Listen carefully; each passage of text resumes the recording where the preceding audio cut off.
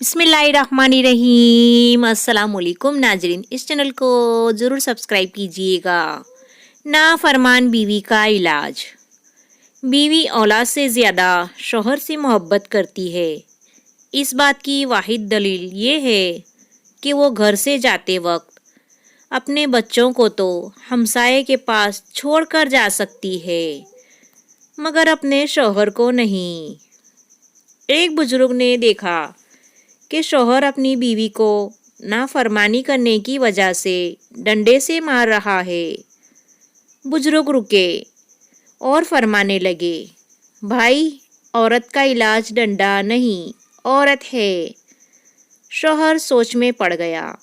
बुजुर्ग कहने लगे, तुम एक और निकाह कर लो। बीवी कहने लगी, जाएं बाबा जी, अपना काम करें।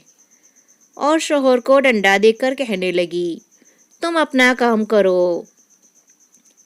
बचपन में माँ बाप डराते थे कि मेंढक को पत्थर मारा तो गूंगी बीवी मिलेगी। बहुत डर लगता था। अब सोचता हूँ कि काश पत्थर मार ही दिया होता। शौहर, भाई बेगम, अपनी 40 साल शादीशुदा ज़िंदगी में आज पहली बार तुमने इतनी बेहतरीन चाय बनाई है कि बयान नहीं कर सकता। बीवी, आय हाय, मेरी तो अक्ल ही मारी गई है। मैंने गलती से अपनी प्याली आपको दे दी।